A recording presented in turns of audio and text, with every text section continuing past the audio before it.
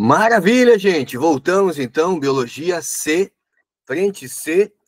Vamos dar sequência aqui na zoologia, falando dos equinodermos. Um momento especial, porque hoje a gente fecha a parte da zoologia dos invertebrados, né? Para quem gosta de estudar biologia, existe um livro gigante só para estudar os invertebrados, né? Então a gente fecha hoje os equinodermos e vamos iniciar ainda nessa aula os cordados, né? Mas falando primeiro dos protocordados, dos agnatos, né? Para depois entrar em peixes, anfíbios, répteis, aves e mamíferos, tá bom? Então vamos lá, nossa última aula de hoje, né? Prometo que vou entregar vocês aí até, no máximo, 5 para as 4, né? Para a gente ter um intervalinho aí entre essa aula e se você tiver alguma outra aula depois. Então, seguimos aqui, minha gente. Na aula passada, nós fechamos os artrópodos, ou artrópodes, né? Falamos aí de insetos, aracnídeos, crustáceos e miriápodes. E agora a gente chega num grupo um tanto curioso, né? Vamos falar aí dos equinodermos. Como eu sempre gosto de trazer tradução para vocês, a palavra equino, do latim, significa espinho, né? Então, se a gente pegar esse radical aqui, isso significa espinho. E dermos vem de pele. Então, são animais que têm espinho na pele. Olha só, né? O nome faz todo sentido, então. Equinodermata, né? Filoequinodermata, filo de animais que têm espinhos na pele. É lógico que alguns equinodermos, esses espinhos são mais evidentes, como é o caso do ouriço do mar.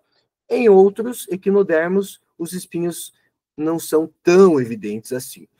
Normalmente a gente usa a estrela do mar como principal representante aqui para poder mostrar, falar um pouquinho da anatomia, da fisiologia desses animais, até porque a estrela do mar é o principal representante dos equinodermos. Mas, galera, esses animais, por mais estranho que eles pareçam, eles são os animais invertebrados mais aparentados com os cordados. Por quê? Tá aqui, ó. Quando você estuda os invertebrados, a gente fala que os moluscos têm um exoesqueleto calcário. A gente fala que os artrópodos têm um exoesqueleto quitinoso. Esse é o único animal, né, que a gente vai observar dentro dos invertebrados um endoesqueleto. Um endoesqueleto a gente observa nos cordados. No nosso caso, nós temos um esqueleto interno, né? Isso é endoesqueleto. Só que o nosso endoesqueleto, ele é um endoesqueleto ósseo. O endoesqueleto desses animais é um endoesqueleto calcário. Mas eles têm algo em comum ainda. Um endoesqueleto com a mesma origem embrionária. O que origina o nosso sistema ósseo, o nosso sistema esquelético, é a mesoderme. Nesses animais também. Então, uma característica compartilhada pelos equinodermos e com os cordados é a presença de um endoesqueleto com a mesma origem embrionária. Outra característica compartilhada com os cordados: esses animais têm um celoma com a mesma origem. São animais enterocelomados. Os únicos animais enterocelomados são os equinodermos e cordados. Giovanni, eu não lembro o que significa ser enterocelomado. Vamos relembrar, então. Tá? Você vai lembrar dessa fase aqui, né? Deixa eu fazer um desenho aqui, ó, que é a gastrulação. Na gastrulação, o que, que acontecia? Você tinha ali a mesoderme, né? A ectoderme, e você tinha aqui a endoderme. A endoderme aqui, ó. Assim, né? Desse jeitão. Então, aqui a gente tem a gastrulação. O que, que acontece? Quando a mesoderme, ela surge a partir de células do dorso aqui do blastóporo, né? Que eu estou pintando aqui em verde, ó. Quando a mesoderme surge dessa parte aqui, a gente diz que esse animal, ele é um animal esquizocelomado. Anelídeos, moluscos e artrópodes. Anelídeos, moluscos e artrópodes são animais esquizocelomados. Mas nós temos o quê? Nós temos os animais enterocelomados. O que, que acontece com as com a estrela do mar, com os equinodermos e com os cordados. Aqui está a ectoderme, né? Aí vem a endoderme, que eu vou colocar aqui em azul. E essa endoderme, ela forma aqui como se fosse uma orelha do Mickey, né? E aí ela vem para cá. Tá, aqui ficou meio exagerado, peraí. Aqui, uma orelha do Mickey. Aqui, outra orelha do Mickey. E aí vem assim, tá? Aqui você vai ter a origem da mesoderme. Quando a mesoderme, ela surge a partir dessas células aqui, ó, dessa região aqui, né, que vai se soltar. Quando a mesoderme, ela surge dessa região, a gente diz que esse animal, ele é enterocelomado. A palavra entero significa intestino. Então veja que a mesoderme, ela está surgindo a partir de células do arquêntero, né, do teto do arquêntero. Então a gente tem ali um animal enterocelomado. Quem é enterocelomado? Quem tem o celoma originado dessa forma? A gente vai ter os equinodermos e cordados somente. Então, gente, mais uma característica compartilhada com os equinodermos e com os cordados, né? Endoesqueleto com a mesma origem embrionária, que é a mesoderme, são animais enterocelomados, né? E a gente tem aí a deuterostomia, são animais deuterostômios. Então, vamos supor que a Federal do Paraná pergunte para vocês, cite 3 características que apontem que, né, uma similaridade ou algo compartilhado entre o filo dos equinodermos e o filo dos cordados. Endoesqueleto com a mesma origem embrionária, que é a mesoderme, são animais enterocelomados e são deuterostômios, tá? São 3 informações aí preciosas, tá? São animais dioicos, que vão apresentar uma fecundação externa. Quando eu digo dioico, entenda que são animais que têm macho e têm fêmea, têm sexo separado, né? Aquele slide que ajuda, né, com algumas características gerais, são animais que têm espinhos na superfície do corpo, tem simetria bilateral na fase de larva, tem simetria radial ou pentarradial no adulto. Pentarradial, no caso da estrela do mar, né, que tem 5 braços, a gente diz que ela tem uma simetria pentarradiada ou pentarradial. Aqui também, já teve pergunta da Federal, perguntando o seguinte, por que nos equinodermos a simetria radial é chamada de simetria radial secundária? A simetria nos equinodermos é chamada de simetria radial secundária porque na fase de larva é bilateral. Então, inicialmente, ela é bilateral. Secundariamente, ela é radial, né?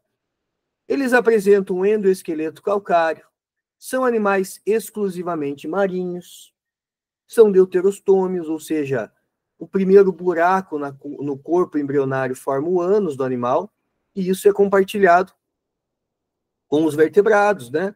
Com os cordados. Aqui você tem, ó, o desenho da larva, ó, a boca da larva, saco celômico, o ânus, né? Faixa ciliada, tal. A larva tem simetria bilateral. Já o adulto tem a simetria radial, né? Então, simetria radial secundária. No corpo, na pele desses animais, nós observamos a presença de espinhos. E para que servem os espinhos? Servem para defesa, auxiliam na locomoção, auxiliam também na escavação. Existem as pedicelárias. As pedicelárias, gente, são estruturas que elas funcionam como pinça.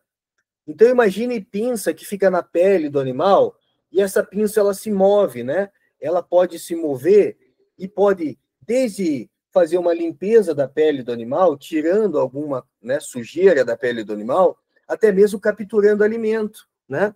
Então, essa pedicelária, ped, né, está associado ali como se fosse um pé, algo do tipo, né? Um pedúnculo que se move, que se mexe, como se fosse uma pinça, que ajuda na defesa, ajuda na limpeza e na captura de alimentos. E como que esses animais, né, eles respiram? Eles têm pápulas aqui, né, que ajudam ali funcionando como se fossem brânquias, ajudam nas trocas gasosas, funcionando como se fossem brânquias, né? Então, são estruturas encontradas na pele do animal. E os pés ambulacrários, a palavra ambular do latim significa andar, né? Pés ambulacrários são utilizados para a locomoção, tá? O sistema digestório desses animais, pegando aqui a classe asteroidea, que são as estrelas do mar, é um sistema digestório completo, tem boca, tem estômago, tem glândulas digestivas, né, chamadas de secos gástricos, e tem ânus. Então, o sistema digestório completo é aquele que tem boca e tem ânus. Uma particularidade do grupo, gente, é importante que vocês saibam, quando eu falo assim, né, lanterna de Aristóteles, cara, quem tem lanterna de Aristóteles são os equinodermos, principalmente o ouriço do mar. Veja que a lanterna de Aristóteles, ela tem aqui, ó, um dente, 2, 3, 4, 5 dentes. São 5 dentes, e aqui você tem uma musculatura em volta, ó. 5 dentes calcários. Essa lanterna de Aristóteles, ela fica na boca, gente, do animal. Então, ela tem aí, né, uma função de auxiliar ali na alimentação desse animal, né? 5 dentículos calcários com ossículos em volta e músculos para garantir uma força para que esse ouriço do mar possa se alimentar. Aqui você observa uma imagem, né, mostrando o sistema nervoso de um equinodermo. Veja que o sistema nervoso, gente, ele tem um anel neural, né, e ele tem o nervo radial. Já ouviu falar que se você quebrar uma estrela do mar ao meio, você vai ter 2 estrelas do mar? Por quê? Porque quando você quebra a estrela do mar, ela é um animal que tem capacidade de regeneração. Se você quebrar, por exemplo, só um braço dela, ela consegue regenerar esse braço. Se você quebrar uma estrela do mar em 2 pedaços, a ponto de você ter uma quantidade significativa de anel neural em cada um dos pedaços, cada pedaço é capaz de regenerar. Então, a partir de uma estrela do mar, você tem 2 estrelas do mar, tá? Então, essa é uma reprodução assexuada, né? Um processo assexuado de regeneração, tá? Então, ali você está vendo o movimento dos pés ambulacrários, ó, que ela usa para se locomover. Aqui, com mais detalhes, ó. Os pés ambulacrários, você tem ali as ampolas que se enchem e esvaziam de água. Então, a água circula por dentro desse sistema ambulacrário, né, ou sistema hidrovascular, né, ali, ó. Então, a água vai entrar aqui, tem uma placa chamada placa madrepérola, por onde a água entra, aí a água vai circular por dentro desses canais aqui, né, canais radiais, e cada pápula dessa daqui, cada ampola dessa daqui, ela pode encher ou esvaziar. E conforme ela enche ou esvazia, isso garante o quê? Movimento, galera. E esse movimento, então, né, é o movimento do sistema ambulacrário, né? Aqui a gente tem, então, esse aparelho ambulacrário que é responsável por muitas coisas. Ele garante o movimento do animal, né? Ele também é chamado de sistema hidrovascular, sistema EMAL, antigamente chamava de sistema EMAL, né? Hoje chama-se de sistema hidrovascular, é o nome mais moderno, né? O nome mais antigo também, sistema ambulacrário. Formado por tubos e ampolas, transporta substâncias. Esse animal não tem sangue, não tem um sistema circulatório. Quem vai distribuir nutriente é a água que está circulando pelo corpo do animal. Então, quem distribui nutriente é o sistema hidrovascular. Quem ajuda na excreção? Respiração. É o sistema hidrovascular, né? Então, veja que ele faz várias funções para o animal. A placa madrepórica, né? Essa placa madrepórica, você vai ter, então, ali a entrada da água, tem o canal pétreo, aí vem o canal anelar e vai para os canais radiais, né? E vai movimentando aquelas ampolas até chegar lá no pé ambulacrário, que mexe, que se move, né? Então, você tem aí o sistema hidrovascular. Agora, para terminar os equinodermos, eu quero simplesmente apresentar para vocês alguns outros representantes. Então, aqui a classe asteroidea, nós temos a estrela do mar. Classe equinoidea, nós temos a bolacha do mar. Temos o ouriço do mar também na classe equinoidea. Na classe ofiuroidea, a serpente do mar. A serpente do mar, gente, ela tem o sistema digestório incompleto. Ela não tem ânus, só tem boca, tá? É uma exceção. São animais carnívoros e não tem ânus. E os lírios do mar, da classe crinoidea, tá aqui para vocês, né? Parece uma plantinha, mas é um equinodermo, é um animal, né? Por muito tempo foi tratado como planta, depois foram estudar e viram que é uma classe de equinodermo, tá? Tem um pedúnculo, tem tentáculos, né? E a classe Holoturoidea, que é a classe do pepino do mar, aí um animalzinho interessante.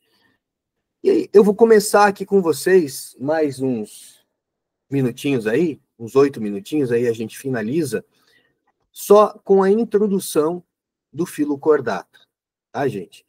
O que garante um animal ser cordado? O que garante um animal ser cordado são algumas características importantes, por exemplo, a presença de notocorda, né? E aí, só para que você possa se localizar, né? Porque você vai escutar muito assim, craniado, vertebrado. Caramba, é a mesma coisa? Cordado é a mesma coisa que craniado? Vertebrado é a mesma coisa que craniado? Então vamos organizar isso na sua cabeça. Os cordados são animais que têm ali a notocorda, né? A gente divide os cordados em craniados e acraniados. Os acraniados vão apresentar uma notocorda duradoura. Você vai ter os cefalocordados, que é o caso do anfioxo, e os urocordados, que é o caso da assídia. E aí você tem os craniados, que tem coluna vertebral e crânio. Aí você vai ter os agnatos, que é o caso, né, dos peixes sem mandíbulas, lampreia e feiticeira, e dos gnatos, que são os peixes com mandíbulas. Então aqui você tem os peixes, né, e os tetrápodes, com 4 membros locomotores. A partir desse grupo aqui a gente tem a origem dos tetrápodas, né?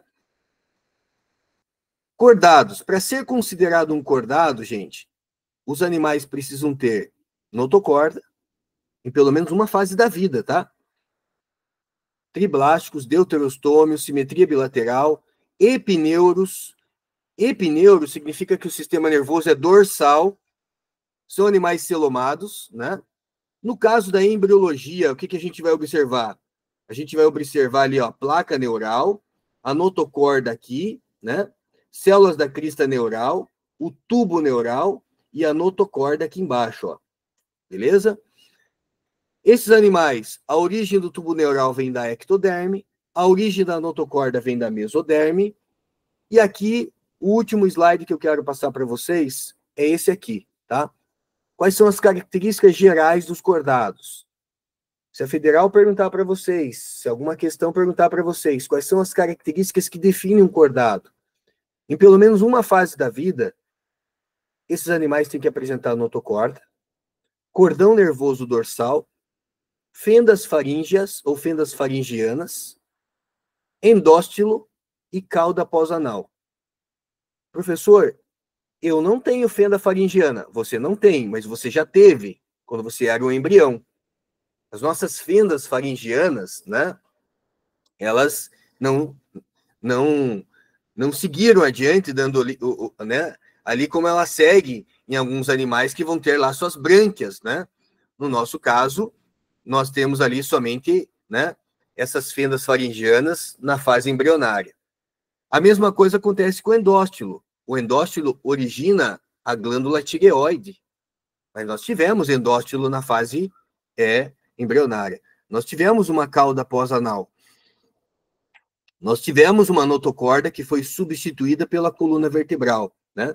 Então aqui você tem, ó, um cladograma mostrando, nós somos deuterostômios, enterocelomados, metameria, notocorda, tubo nervoso dorsal oco, fendas faríngeas, endóstilo, cauda pós-anal.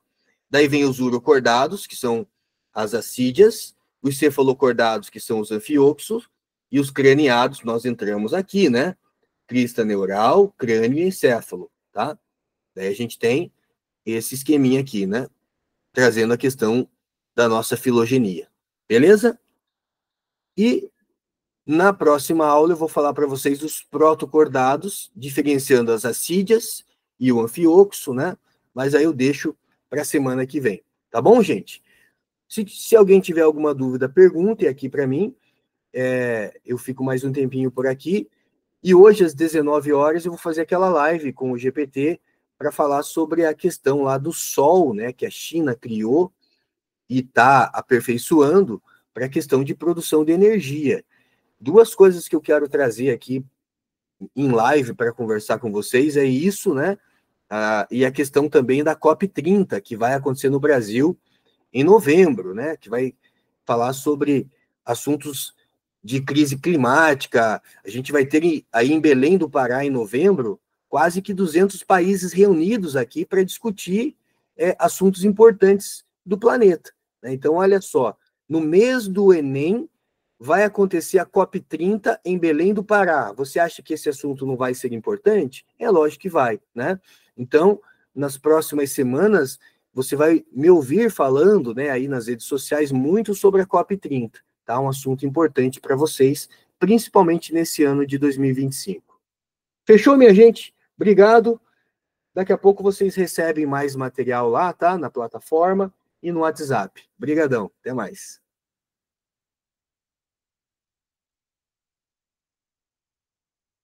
Tchau.